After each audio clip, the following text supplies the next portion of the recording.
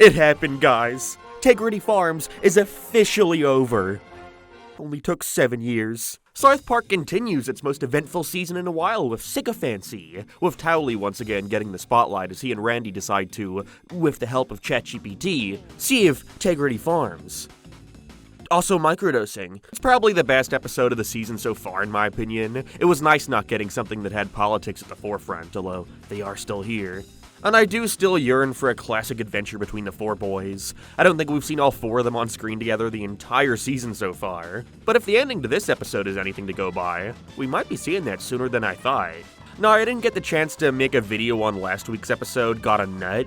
I was traveling, got sick from traveling, and when I finally got around to watching it, I really didn't have a solid enough opinion of it to warrant a video. Rewatching it a couple weeks later, it's just kind of a mess of an episode. Doesn't feel like it really knew what it wanted to be its focal point, and especially didn't know how to end. Like, I genuinely believe that is a strong contender for worst ending to a South Park episode in the show's entire history. You can just watch them running out of time. And while last night's episode wasn't perfect, or one I'll ever feel like rewatching anytime soon, honestly. For what it was, I think it was a fitting end to the 7-year-long Tegridy Farms saga, even if I think it could have done with ending like 3 years ago. Now, I've never been one to flat-out hate Tegridy Farms. It actually took me a good couple years to realize just how visceral longtime fans disdain for it was. Not to say everybody hated it. If my Randy Marsh video from back in February showed me anything, it was that there was a lot of folks out there who actually liked Tegridy Farms. And I think many others would feel the same way if it weren't shoved down our throats so much over the course of those few seasons. Which they've been better about in recent times, to be fair. But again, for a solid half a season, they replaced the South Park intro with their custom Tegridy Farms one. To many fans, it felt like the show had no interest in doing anything with any members of the town other than the Marshes. But thankfully, for the most part, I find this episode to be really funny in places, even if the way it reverts things back to normal felt rather anticlimactic. You know, I always expected Tegridy Farms to go out with a bang and not a whimper, even if, again, there were a lot of good jokes in here. Randy, having a marijuana farm was your dream, not ours. You guys never told me that. Yes, we did. From the get-go, the episode begins with Randy vocalizing how much the farm has been struggling. Something that always bugged me in these Tegridy episodes is we are never given a clear enough idea of how the farm is doing at any given time. In so many Tegridy episodes, they completely flip-flop on whether or not the business is doing well. Sometimes he's selling weed left and right, rolling in the dough. Then other times he can't stop talking about the copious amounts of debt they're in, and that they need to improve seals fast. I know every business out there has their peaks and their slumps, but it always made me feel like there was no tangible goal in these episodes. You know, I've never really watched much of Bob's Burgers other than the movie, but in that show, on the outside at least, it always appears like the goal is simply staying afloat. They're just making sure they can survive another month.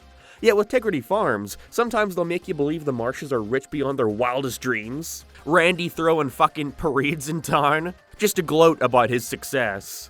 And other times, it's treated like he's gonna fucking kill himself. That's why I always felt Tegridy Farms was at its best as a story when Randy had something to prove. His goal not just being money. You know, I think back to the vaping episode when he runs in and blows up their headquarters, or the St. Patrick's Day special where he's directly competing against Tolkien's dad. Do they still own the weed place next door? We haven't heard about that since the streaming wars. But because of them always defaulting to this, it made me never actually care about whether or not Randy succeeded at his goal in an episode. Who cares that his plan worked and he made a shit ton of money by the end of this one?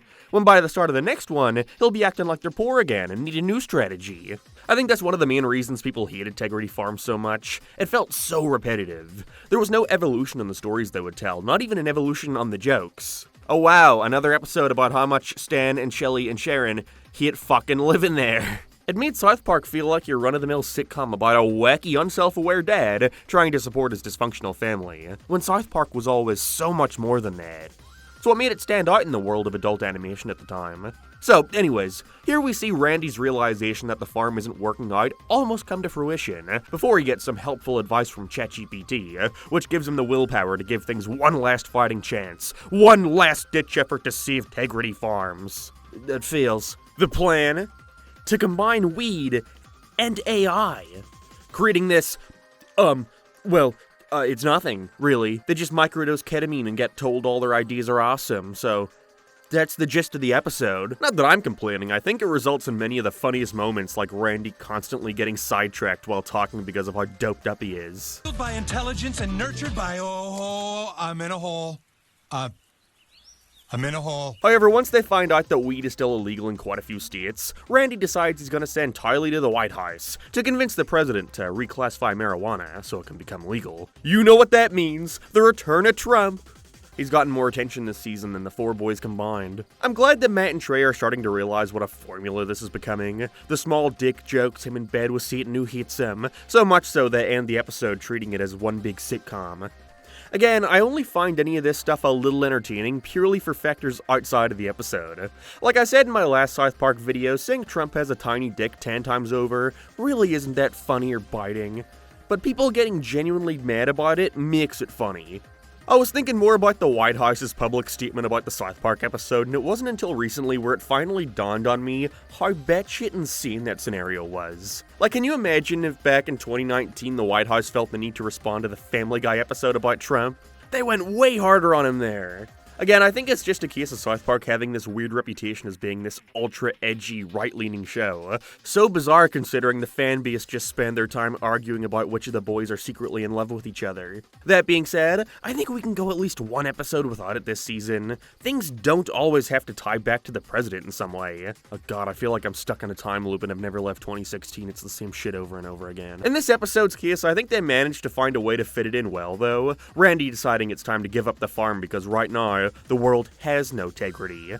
It's fine. Not before completely fucking over Tylee, though, by offering him as a gift to Trump in exchange for aiding in his plan, which just gets dropped after that. But I am glad that the conclusion here, what brings Randy to finally agree the farm was a bad idea, revolves around his relationship with Sharon and not Donald Trump.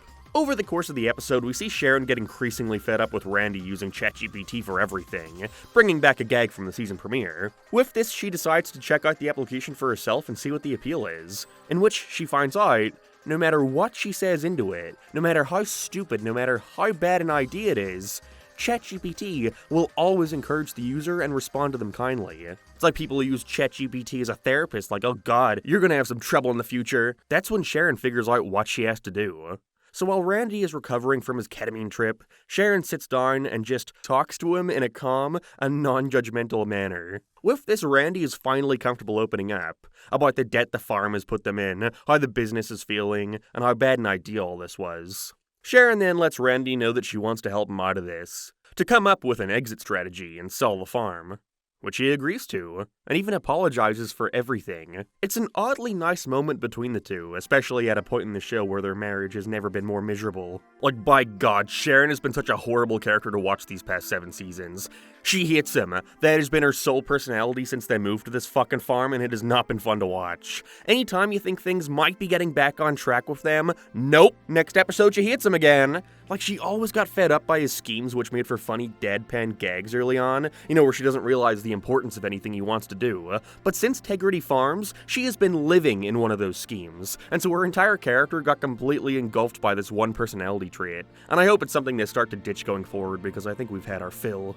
But with this, the place is sold, and the family finally say goodbye to Tegridy Farms. Randy back in his good old geologist uniform, and I don't know, it just didn't hit as hard as I was expecting it to. Like, us getting all these panning shots of the rooms of the farm completely empty didn't really do anything for me. It wasn't even satisfying, because there really hasn't been any build up to this. Not that I would have wanted them to spend the entire season so far building to the end of Tegridy Farms or whatever, but I don't know, I was always expecting to jump for joy upon seeing them sell that fucking farm, but instead I could only muster an, well, it's about time. And I think it just comes down to the unfortunate scenario of being too little too late. It was just like, oh, that's what puts the nail in the coffin? He sends Tylee off to the White House, and before he even gets a response, he just gives up, like, okay, sure, I'm done. I mean, I'll take it if it means no more Tegridy Farms, but I really do wonder what decided this. What made Matt and Trey finally say it was time for it to end? Because America sucks? Also, speaking of, what the fuck happened to that weed business they were starting like 4 years ago? I'm pretty sure they were going to be making Tegridy Farms a real brand that you could buy in weed stores, but since its announcement, we've heard nothing. Maybe Casa Bonita took up too much of their time, along with that Kendrick Lamar movie that just got delayed a year. They're busy guys, I suppose. But I wonder if this is also their way of announcing they're giving up on that, too. Would be weird to start selling Tegridy weed after Randy sells the fucking business. Who knows? I'm just happy it's over. Although I am curious how what's set up here will carry over to future episodes. By the end, we see Seton rush off into the bathroom, trying to ask ChatGPT how to get him out of this relationship. before we see what's been happening to Tylee since Randy gave him up. He asks for help getting out of there, before Seton responds that there is no escaping this. Kind of a downer ending, honestly. Oh, they'll just follow it up next episode, of course. But I don't know, a lot of people thought that at the end of last episode too, yet nothing from it really carried over. If there's one thing for certain, it's that this season of South Park has been a roller coaster ride. Even if none of these episodes will make their way on my top 10, or 20, or 50, or 200 lists anytime soon, I won't lie and say it hasn't been insanely interesting to follow, even if just to see how the public reacts with each new installment. Obviously, with it focusing much less on politics, it isn't getting as much attention as the previous two, but I for one am happy they did something more for the fans. What a majority of them have been dreaming about for almost a decade. For Randy to finally sell that fucking farm. R.I.P. Tegridy Farms. Don't let the fucking door hit you on the way out.